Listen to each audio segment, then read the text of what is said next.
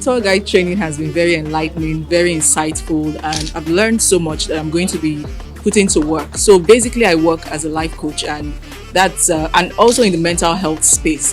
So I'm exploring,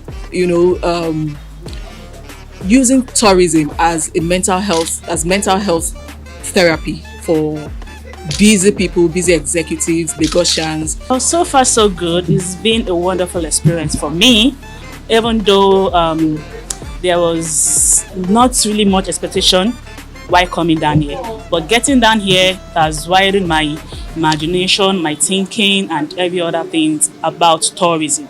Though I'm into the industry already, which is hospitality and tourism, but with the aspects of coming down under this program, I was opportune to have an idea of how to do more packages. We have like 7 facilitators and they are good in their own space. So we actually gain from them. It's like a Rema. Everybody giving us different ideas and all that. So from the knowledge part, it's actually good. From the time we spend here, the time is worth it. And the friends we meet, the relationship too is actually good. It can be bought.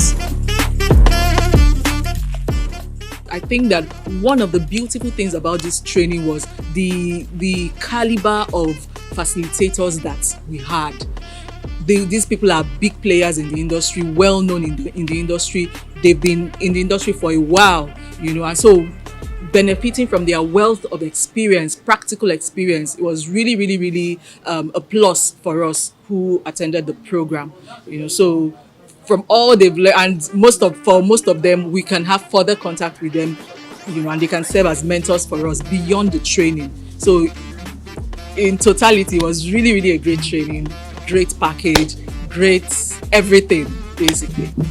I didn't expect it to be like, okay, a proper training giving us insight as to what and where we were going to be carrying out our tours on. So they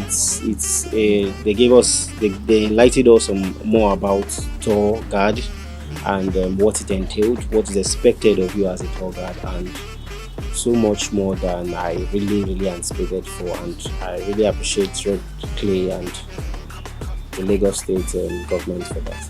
Apart from the educating part, it's been fun. Yeah, I mean, like opportunity to meet different people, new faces, people with different ideas. Yeah, but essentially, I've learned a lot. Tourism has always been something of passion, but now have been able to understand the business part of it. Then I was also surprised to find out that there were so many tourist attractions and destinations within Lagos State.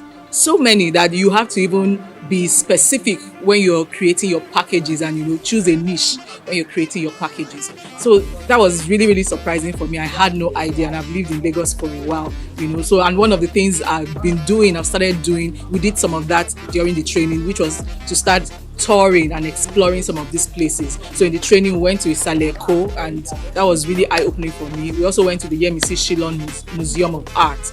And then I have started my own touring and, exploring all these places. And that was one of the remarkable things for me.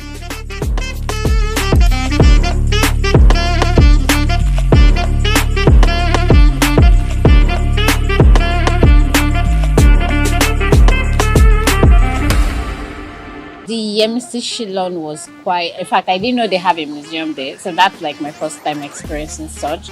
And it was fun as well. Lots of artwork, and I think during the tour we were told some of the artwork were bought by the Yemisi Shillong rather, and it donated it to the museum. I mean, knowing that was like, wow, this is an opener, so somebody can do this.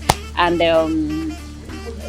it pushes you to know more about culture, because we know about Benin Kingdom, then some other borrowed arts out of the country and all that. So, I mean, it's an eye-opener, and it's nice being there, which I would encourage people to go there. Yemisi Shillong Museum, for me, well, I'm not really an art freak.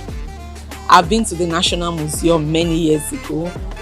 But going to an art museum stood out for me in the sense that in that particular museum, you do not find any other things that you would ordinarily find in other museums apart from artworks. And this time around, such a myriad of artworks by different artists, women, men, young, old, known, not so known.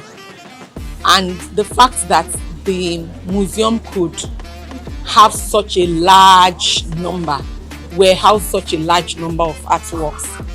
Many of us just live in Lagos. We don't know some places actually exist with some historical, ancient stuff around us. First, I would say the Isale Eko. Seeing all those eagles, I mean the palace, where they are being located, it's something that you can never imagine you will see in such place. Crowdy, messy and the likes. But they are built inside, a congested area where you can't even imagine such thing existed.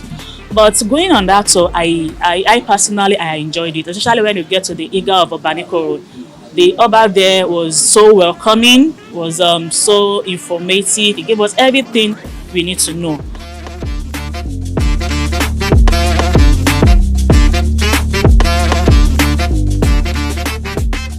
I would appreciate the spearheading personnel, Adun.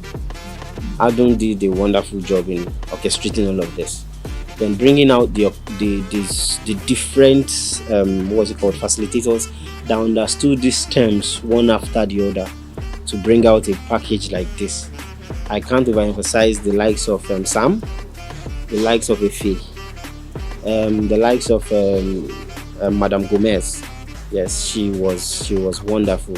She gave us the experience in the class. You can imagine having the feel of having a new experience, putting yourself in the position of a closed doors, and a lot of ideas will be running through your mind when you hear those kind of people speaking, and it goes a long way to aid the entire plan of this tourism project. It was a wonderful experience, and I can't really appreciate them enough.